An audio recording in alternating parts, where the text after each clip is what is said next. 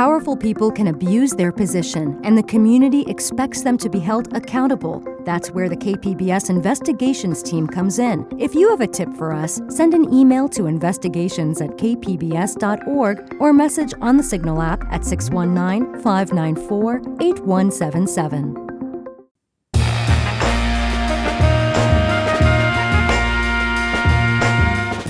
Hey there, San Diego. It's Andrew Bracken in for Jade Hindman. On today's show, the new events, plays, and music sparking San Diego's arts and culture scene. This is KPBS Midday Edition, connecting our communities through conversation. Indigi-Con is returning for its second year with a focus on connecting Indigenous creators and celebrating stories past, present, and future.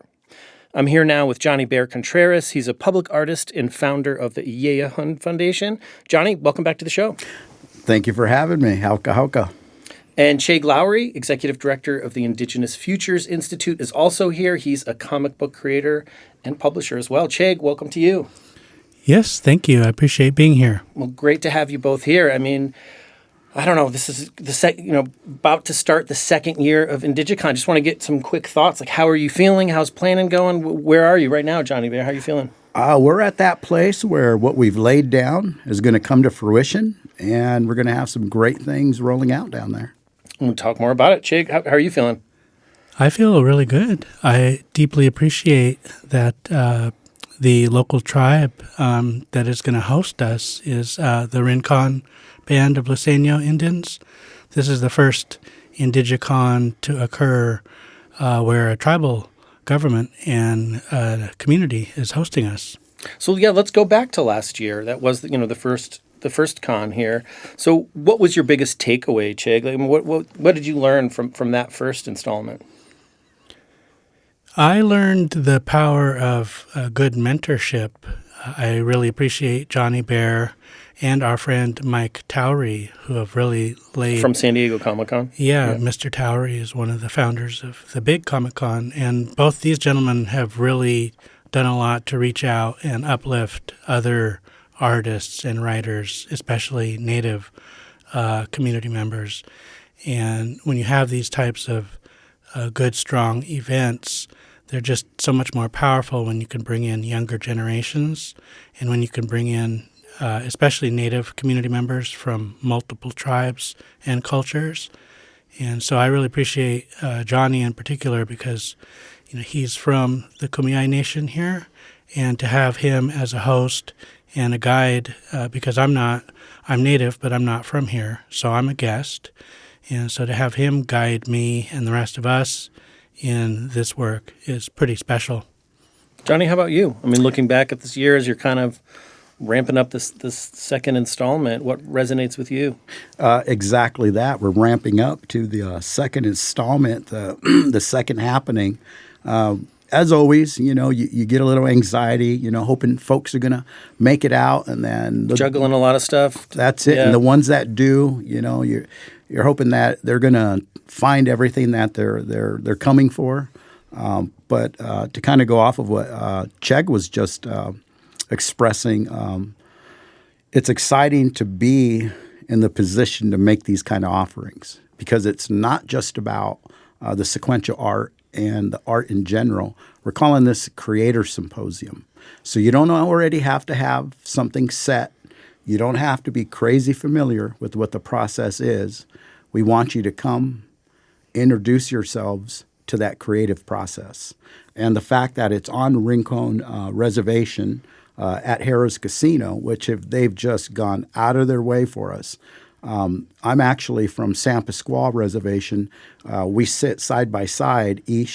I'm Kumeyaay. They're the Kumeyaay Nation here in San Diego, which are 13 bands. So what's really cool, which is happening for the first time, as Chag mentioned, we're combining with another band, and that in the whole indigenous, bulb or globe, that's a big thing. Yeah, and you're covering a lot in this. You mentioned sequential art, something I think you've spoken about on the show before. But Chig, tell us, what that, can you explain what that is, but also how it fits into this second annual Indigi-Con? How are you guys going to incorporate that? So comic book art is sequential art, right? It's images with text and telling a story and conveying, what you're about, why you're here on this earth. And that's what Indigenous creative people have done since time immemorial. So as Native people, we are incorporating the modern comic book format, as well as film, because we do have some filmmakers, some documentary makers who are presenting, and other artists, to talk about how to use sequential imagery in a way to tell your story. And our people are basket weavers, traditional architects. In ceremony, there's movement, there's color, there's place. Everything has a purpose, and there are steps to it. And within the disciplines of those artistic endeavors, that's where I go back to the mentorship that needs to take place so that more and more young people especially can feel included in the process. And that's why as a creators symposium, this is very special, and it's a little different than the first Indigi-Con. Johnny, the convention is focused on meeting tradition and futurism. I'm wondering if you can break that down for us and what that looks like for you. Well, as we mentioned earlier, I've been a public artist since '96, been a professional. And through those decades, I've reached into some of our most grounding stories. I stay away from saying sacred, but it is a sacred process. Creation comes from the creator. And when we have all these underlying tones and ideas, when we're able to bring it to fruition, be it in song, be it in sequential art, dance, painter, sculptor, any of those particular formats, that's what is really connecting us back to the processes. And, Indigi-Con has really strong roots in San Diego Comic-Con. We were talking about it before we reached air. In fact, you'll be having the co-founder this year, Mike Towery, who we mentioned earlier. Yes. Talk more about the relationship there and how you're continuing to build community with that convention. Chag? Or go ahead. Sorry, Johnny Bear, go ahead. Oh, yeah. We could both read off. It would be as if we're reading off the same menu. We met because of Comic-Con and something that Mike was also doing, which was Comic Fest, which was much more casual than Comic-Con. And that's what we're hoping, that we're going to create that foundation and have it go forward, just like Comic-Con has. We're small, we're in the beginning stages, and that's why we're calling it a creator symposium, because we want folks to come out and meet some of the folks from Comic-Con. Last year we did it during Comic-Con, and a lot of folks weren't able to participate, a lot of the professionals that would normally, be part of this whole process. And would you like to add to that, Chag? Sure. This is definitely a community-oriented version of Indigi-Con. And I think the hope is that we continue to partner with local tribes, especially, and host more of these types of events. This coming Saturday is, from 9 a.m. to around 6 p.m. But I know, Johnny and I and Pilialoha Estal, who I need to mention because greatly appreciate all of her efforts in putting this together. But we've talked about, building this to maybe a 2 or a 3-day version. But we can also have different Indigi-Cons throughout the year if the community lets us know that that's what they would like. So it's really special, I think, to keep working with Johnny, and because we talk, I think, as friends and fellow artists and writers, and it's really cool to envision with him. You need those kind of community members who, are brave and daring, and will say, yeah, let's try this, let's go for it, see what happens, see how the community gets together. And that's the really special thing, I think, within Native communities, is because we will get together. We will have some amazing presenters and artists on Saturday who are going to share very special creative processes and work. Let's talk more about some of those creators and artists. Johnny, tell us more about who you're excited to see. Well, I'm always excited to share space with Chag here because he has several animated comics that are just incredible, starting with Unknown Soldier, a couple on Basket Weavers, really bring some of the northern aspects of the culture to life. And especially in this region, because environmentally our regions differ. It gets a little colder up north. You can't wear shorts all year long, right? Not like San Diego. It gets a little breezy. We're like, what? I have to wear pants? What is that? But I really want to put a shout out to all the traditional folk out there. The individuals from the different bands, the people that are familiar with folks that are from the bands around in general, because this is about tradition. This is how we do it. We come, there always has to be food. There always has to be food at traditional gatherings. It's offered, it's given in a good way. And fundamentally, that's what this is about. It's bringing us together as a people, all Indigenous people. Everybody is welcome, but we're going to put our stories in a place, and we're going to hear from individuals that are endeavoring to do that through lots of different disciplines. Chag, anything you want to highlight this year's festival? What are you most looking forward to? Well, the local artist and historian and writer Ethan Benegas, who helped craft the Kumeyaay history comic, is going to be a presenter, and I always enjoy listening to him. Learn so much every time he shares.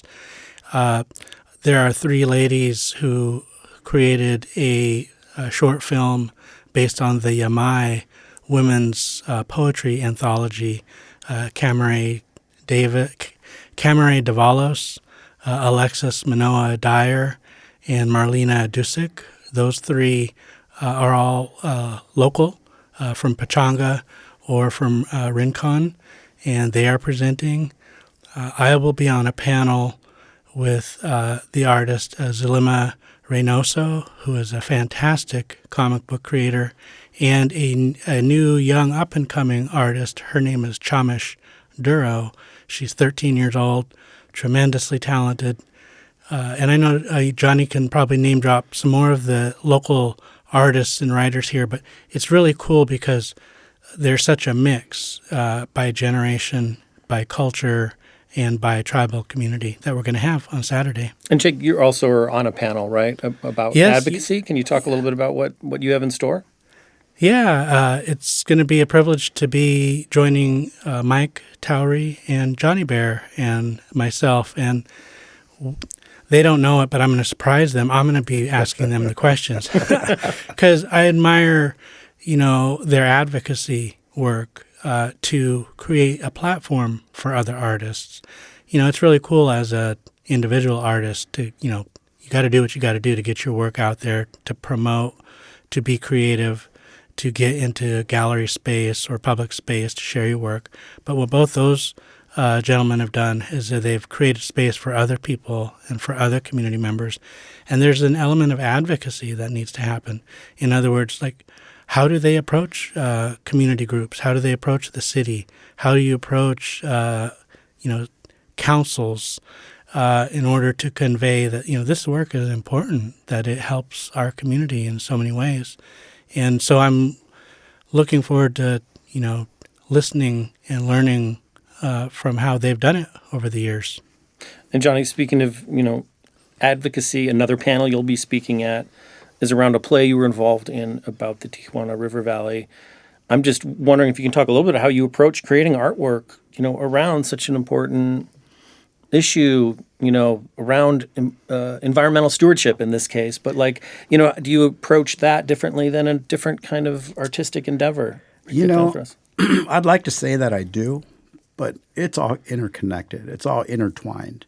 When we drive down our freeways, our roads, when we go to our water's edge, and we appreciate clean water, we inhale, fresh air, and we need to be, that needs to resonate with us. That's where my creation comes from, are those natural elements. So when we talk about the Tijuana estuary and some of the issues that we're facing there, along with the air pollution in San Isidro, I was part of a Far South Border North initiative in 2023, and that's where we first did the play Somos Aire. And soon after that, with the help of the Prebitz Foundation, we did a second play that was based on the Tijuana estuary and some of the layers, the stories, the traditional Epe Kumeyaay stories, along with the Kumai, because it's a tri-national effort there at the estuary. All these elements came together. And as Chag mentioned, the tribal council process, the doors we go through in order to bring these things to culmination.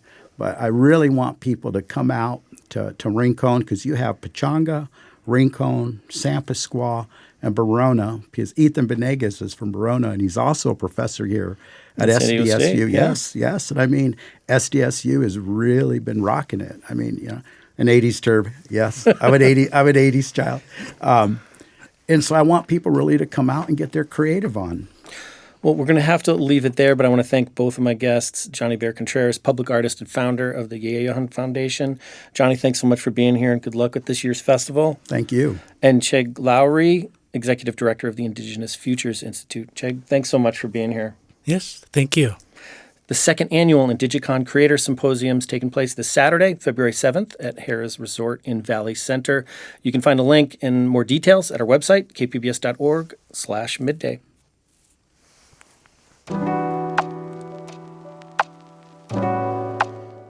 Coming up, we explore why Henrik Ibsen's Hedda Gabler still connects with audiences today. I think that female rage resonates time and time again, right? Hear more when Midday Edition returns.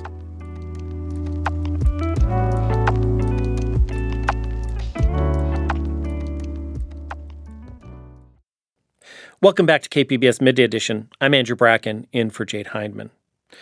Henrik Ibsen's play Hedda Gabler premiered all the way back in 1891. Its female protagonist sparked controversy for defying 19th century norms and societal expectations for women. The proto-feminist play has inspired nearly 24 film and television adaptations and countless theater productions. Now, the Old Globe Theater has commissioned a new translation of the play to speak more directly to a contemporary audience. KPBS arts reporter Beth Accomando explores the play's continued relevance with director Barry Edelstein, actress Katie Holmes, who plays Hedda, and Aaron Cressida Wilson, who penned this latest adaptation. Just last year, we had a new film version of Henrik Ibsen's Hedda Gabler, starring Tessa Thompson and directed by Nia DaCosta. Now, Katie Holmes tackles the title role for the Old Globe Theater, and she says it's clear why the play continues to speak to audiences, especially women. I think that female rage resonates time and time again, right? Holmes is about to take the stage in Aaron Cressida Wilson's new translation of Ibsen's play, directed by the Globe's artistic director, Barry Edelstein. And I think that this character is one that speaks to all women. There's pieces of her experience on that stage, I think, that are very relatable emotionally. Obviously, there's a lot of big metaphors and a lot of actions that seem demonic. But what we've tried to do is give perspective on her perspective. Aaron Cressida Wilson adds that in some ways, little has changed since the 1890s. I think that we think that we've come so far as women, and we have, but we all know that we also have not at all. And particularly with Me Too, with people coming out and speaking their truth, I think that we all relate to Hedda Gabler. Part of it is that she has complex desires, and we relate to that, and we relate also to the world saying, you're not supposed to be that complex. You just did one thing. Why are you now doing another thing? So that's why I call it the kaleidoscope of Hedda. And we're all so hard to pin down, but why should we be pinned down? Edelstein commissioned a new English language version of the play that he wanted to direct. So the play was written in Norwegian, and it's very typical in the world theater, and the Globe has done this, that when you work on a play written in a foreign language, you make a new translation that reflects the contemporary use of the English language. There are a million translations of Ibsen and of Hedda Gabler. It was premiered in England in the 1890s and in New York early in the 20th century. So there are many, many English translations. They tend to all originate from an Edwardian, Victorian sensibility, and they feel very barnacled and dusty from our perspective now. And when you talk to people who speak Norwegian, they say, no, there's something blunt about Ibsen's language, something frank about the way he writes, that these translations just don't communicate. So I felt it would be wonderful to get a contemporary playwright to make a new version of it. Her name is Erin Cressida Wilson, dear friend of mine. We were contemporaries in the New York theater in the 90s. And I asked her if this would be something she'd be interested in. We talked about doing it 20 years ago when I was running a theater in New York, and we just couldn't get it to work. So she jumped on board. We provided her with a literal translation from the Norwegian, heavily annotated, and so she used that and kind of made it her own in a sense. But it's very much Ibsen's play, thought for thought, line for line. It's just been filtered through the sensibility of this particular writer at this moment. And we just last year had a new film version of Hedda Gabler. What is it about this play and about this character that you think is still powerful and still talking to audiences now? So Ibsen is known as the father of the modern theater. He was the first writer to bring psychological realism onto the stage in a way that we now recognize in, when we're watching The Sopranos or something like that. Recognizable people that are not kings and queens, that are not speaking in big, orotund, grandiloquent sort of ways, but just regular folks dealing with regular problems. People who are struggling, people who are difficult, people who change their minds, people who are trying to figure out their place in the bigger world. And Hedda Gabler is one of his masterpieces. It comes from near the end of his writing life, and it endures. It's just a great play. It towers over world literature, in particular because the central part is for great actresses. It's kind of the female Hamlet in many ways, the contemporary female Hamlet. Now, why is that? Well, it's a play that's about a woman trying to navigate the patriarchy in a very specific way pertinent to that period. And Ibsen is known for his early feminist views, proto-feminist views. It's very much a feminist play about a woman whose options are circumscribed in a world of men and the behaviors she is then driven to in order to survive.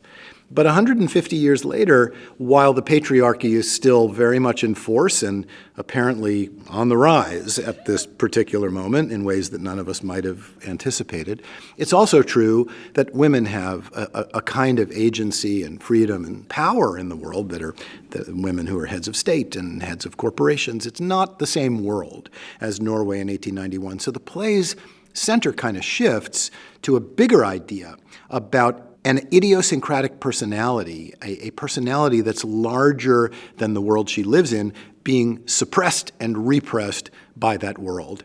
The critique of the patriarchy is very much still there, but it resonates in a larger context now about a free spirit, a woman of imagination, a woman of wit and irony, a woman of desires for greatness being put in a box by a world that isn't really comfortable with that. And the tragedy of the play that in 1891 results from men trying to control the will and the life of a woman here looks more like a society trying to contain a free spirit and trying to put boundaries around a certain kind of imagination.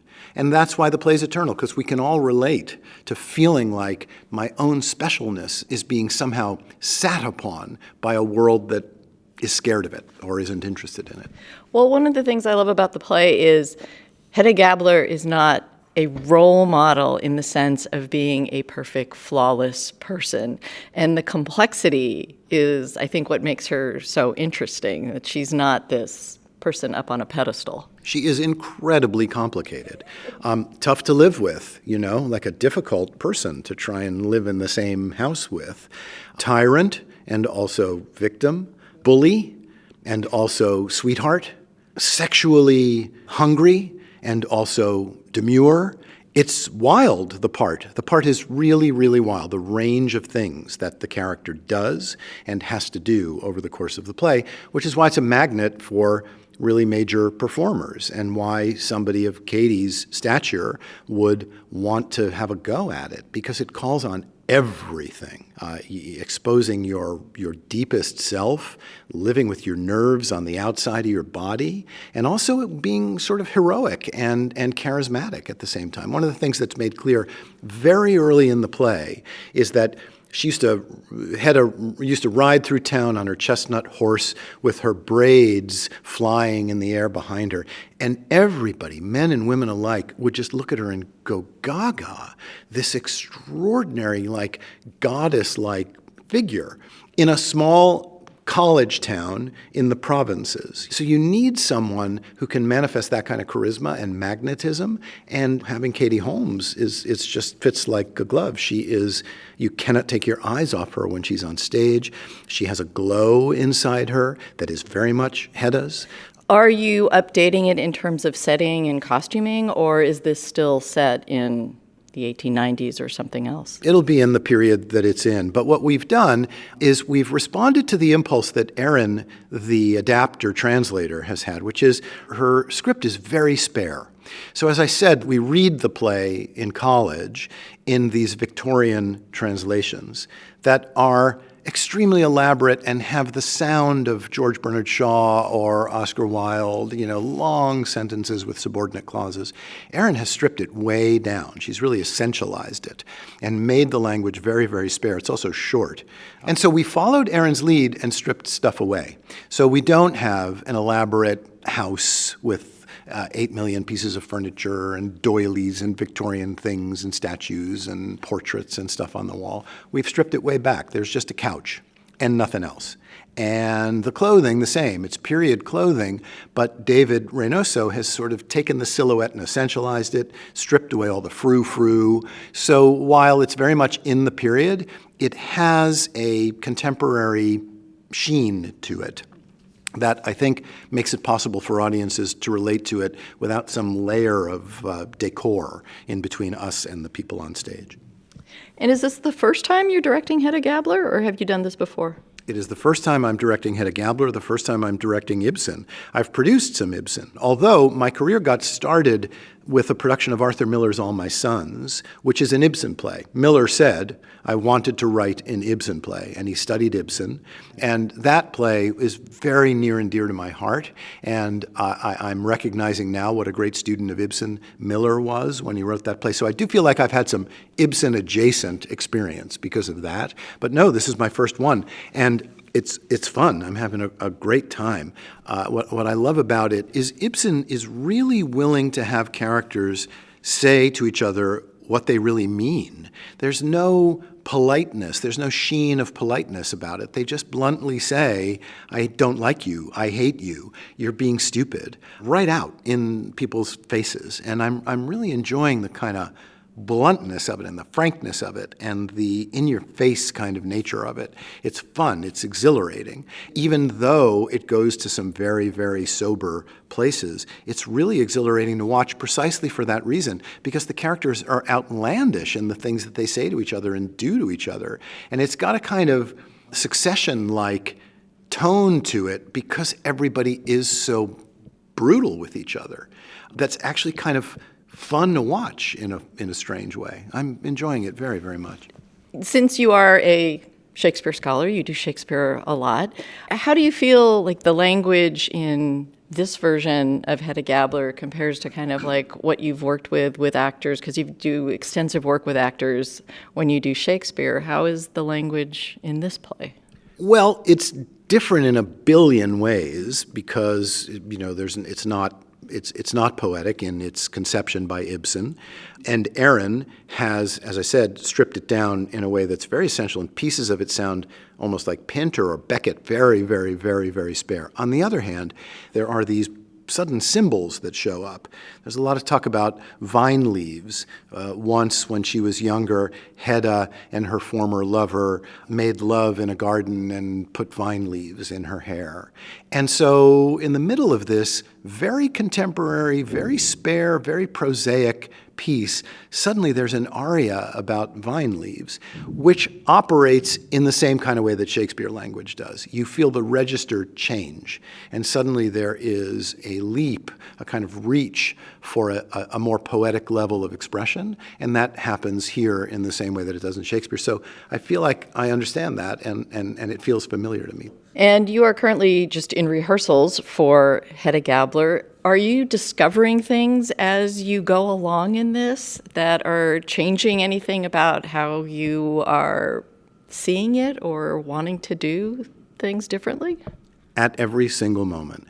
So one of the things about being a theater director is that you prepare to do the play for a year alone, reading it, letting your imagination kind of run wild, and developing a series of hunches, just guesses about what I think this is. Yeah, this feels like it's like this, and it should be hot here, and it should be cold here. And so you go into the room with a whole series of hunches about what you want it to be.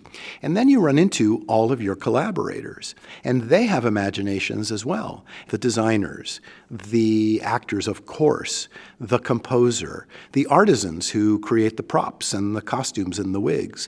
And everybody starts to come forward with their own ideas about a particular moment, and their ideas make for a cornucopia for the director to look at and enjoy. So you go from this very private experience that's almost like being a writer into this extremely collaborative experience. So yeah, every day I get to walk into this room full of hugely talented people and watch the creativity flourish, and it's a joy. That was Beth Accomando speaking with the Globe's artistic director, Barry Edelstein. He's directing a new adaptation of Hedda Gabler that begins performances this Saturday, running through March 15th.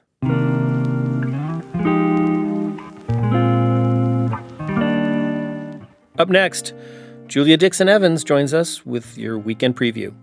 KPBS Midday Edition returns after the break.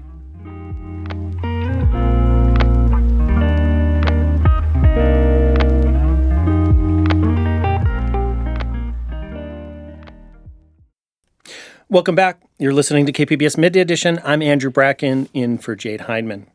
For our weekend preview, we have classical music about animals, some unique ways to commemorate Black History Month, and the Year of the Firehorse.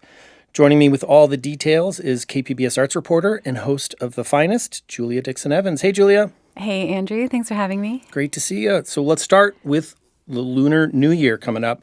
How can we kick off our celebrations this weekend? Yeah, so it's Year of the Firehorse, and a lot of the events are later in the month. So this weekend, Convoy Rising is kind of like the launch. It's a night market style event. It's in the Convoy District, which is the business center of San Diego's Asian American Pacific Islander community. And it's a collaborative project from a bunch of collectives and groups. There's lion dancers, a firecracker ritual, and a bunch of traditional performances. And this is Sunday from 3 to 8 p.m. I know it's the Super Bowl, and so do they. So a bunch of the businesses are going to be showing the game, including Common Theory on Convoy. That's great. No, I think Super Bowl Sunday is a great day to do different things and mix it up, but that's cool they're showing it as well. So then there's, in visual art, we got a new special exhibit at the Museum of Contemporary Art San Diego with a little bit of a twist. Tell us about this one. Right. This is their 2026 art auction. And even if you're not interested in the actual auction part, it's just a really cool chance to see this exhibit of a huge range of artists who have or had strong ties to the museum in particular, or San Diego during their careers. So there's some pretty big stars like John Baldessari, Ed Ruscha, Nikki DeSanfal, and also artists who are making notable work right now. Yan Pei Ming, who had an exhibit that just closed at the museum. And then more locals like Amy Adler, Perry Vasquez, a ton of artists. It's all on view right now, and it'll be up through the ticketed actual auction. It's like a special event on March 8th. But if you want to see the art for free, or at least for cheap, you have a couple of options. You ready? You got your notebook out? Tomorrow is the first Friday art walk in La Jolla, and museum admission is free from 4 to 6 p.m. And you can also check out a bunch of other galleries and art spaces that are all like within walking distance of the museum, part of that First Friday Art Walk. And then this Sunday is Museum of Contemporary Art's Play Day. It's a free family day that happens every month. And you not only get free admission for all ages, they even have kid-friendly tours and art-making activities throughout the midday. And you can also get half-price admission all through February because of San Diego Museum Month. Yeah, so let's talk more about that. I mean, there's a lot happening with that this month. Right, and this is the San Diego Museum Council. They put out a list of 70-something museums that give you half-off admission during February. You can pick up a physical pass at any local library, the city libraries or the county libraries, or you can download a digital pass to your phone and just show that. And it's not just museums. There's attractions as well, like Legoland and the Birch Aquarium that are on there.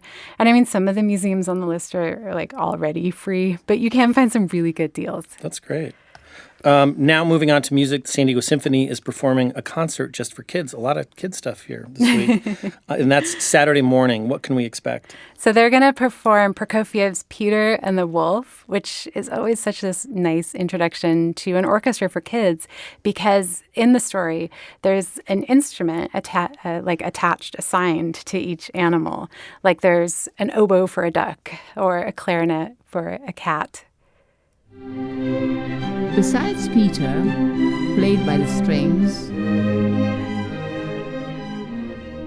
there is the bird, played by the flute, the duck by the oboe,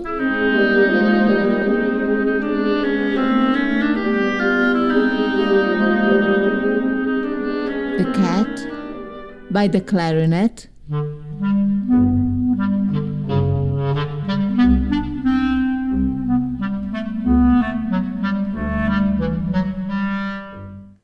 and they'll have a narrator during the event, which is really cool. I've heard that piece performed without a narrator as well. It's so it's great to have that like sort of go-between for the kids. They'll play other nostalgia for the parents too. I think. Right. I mean, that's taking me back. Yeah. And I'm an oboe player, so I always identify with ducks because of that. And they're going to play Flight of the Bumblebees, another like fun animal piece. It starts at 11 on Saturday at Jacobs Music Center. Very cool. And one more, the San Diego Public Library. They have some special events all month honoring Black History Month. Tell us some of the highlights. Yeah, there are film screenings around the county. Those start next week. But then there's a bunch of workshops like a fabric mosaic project. This is a way of understanding the role of quilts in the Underground Railroad. It's led by Toshworks. There's one Saturday morning at the University Heights Library. You can make a piece of art. And then there's a lecture series. It's weekly, a Blacktronica lecture led by King Britt, who's amazing, UC San Diego professor, music producer. And throughout the month, he'll kind of take you through his Blacktronica course, which traces like the Black evolution and roots of electronic music, connecting it all to like the social, political backdrops of the time and places where this music evolved. This starts this Saturday afternoon at 3 at the Downtown Library. And all of these, the San Diego Public Library events are free. So that, on top of all that, there's also a new podcast episode to listen to. And I want to talk to you a little bit about that. Your team just dropped a new episode of The Finest about Chula Vista's own Jessica Sanchez. We're going to listen to a short selection of it, but can you, tell us a little bit about what we need to know before we start, listening to this? For those of us who might not remember, who's Jessica Sanchez? Right. Jessica Sanchez was on the first season of America's Got Talent. She was just 10 years old. And then she came back 20 years later, just last year. And in between, she also went on American Idol, famously came in second to Philip Phillips A lot of people have big feelings about that in San Diego. But she became this hometown idol, especially in the South Bay. And KPBS reporter Corey Suzuki worked on this story with us, which was a treat. He kind of takes us behind the scenes, behind like this public face that we have of Jessica Sanchez, because as quickly as she rose to fame, the pressure, the expectations all took a toll, and she withdrew from the spotlight. So we're going to start partway through where she was telling us about going on America's Got Talent that first time. So we'll let Corey and Jessica take it from here. I try my best. You did a great job, and I like the way you told. I was completely devastated. I was just in tears. A 10-year-old that had been winning all of these local competitions, gets slapped with reality. In an instant, I was like, okay, this is what I want to do. And I feel like I am able to do this if I work at it and if I continue to fight for this and see where it takes me. Jessica tried everything she could. She auditioned for other reality TV singing competitions like The X Factor. Her mom helped her get on YouTube, where she posted covers of Beyoncé and Bruno Mars from her bedroom. When I see your face. Some went viral, but none led to a breakthrough. Then Jessica and her mom were watching another TV singing competition. He's the next American Idol. American Idol, when they heard an announcement. At the end of the show, they were like, we're going to come to San Diego for auditions for next season. And me and my mom were like, oh my gosh, this is our chance. Jessica was 16. She auditioned at Petco Park. You make me feel so good inside. Good inside. And I just... Jessica captivated the judges and the country. She made it to the second round, then the third.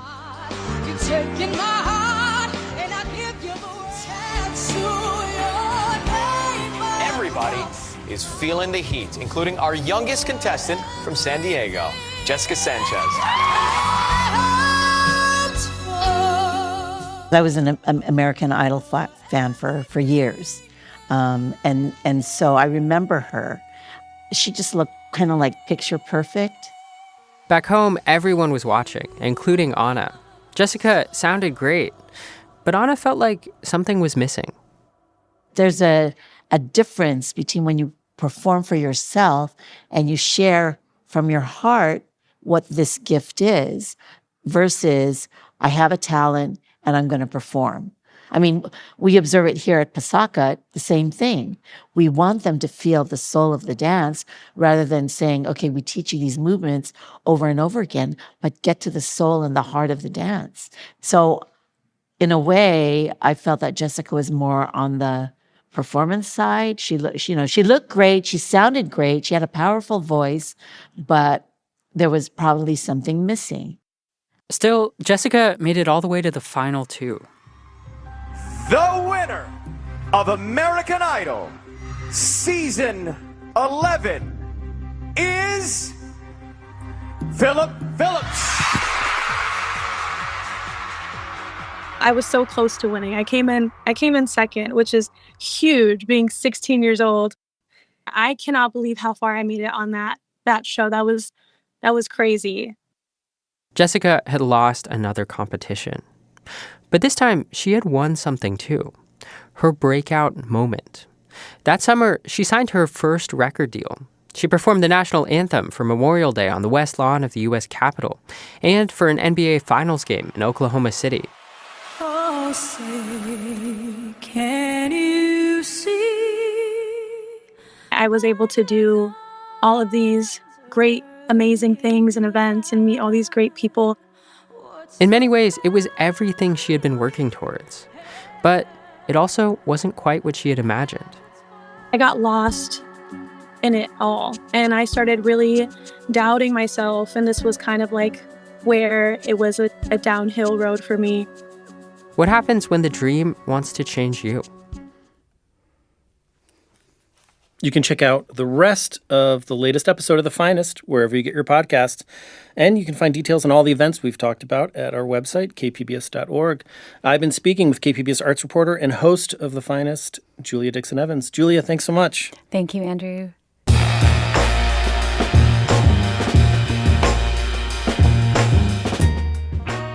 That's our show for today. Thanks for joining us. I'm Andrew Bracken, in for Jade Hindman. Have a great day, and we'll catch you next time.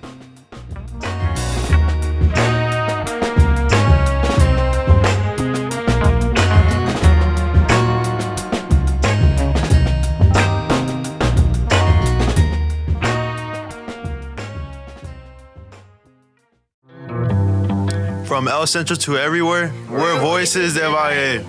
Voices del Valle? Voices del Valle is a team-produced podcast about coming of age in California's Imperial Valley. I love Voices del Valle. On the next episode of Voices del Valle, we will talk with teens about their cheer and soccer championship seasons. I've got to listen to that. Voices del Valle, fresh voices, bold stories made in the valley. Voices del Valle. Find us on KPBS or wherever you get your podcasts.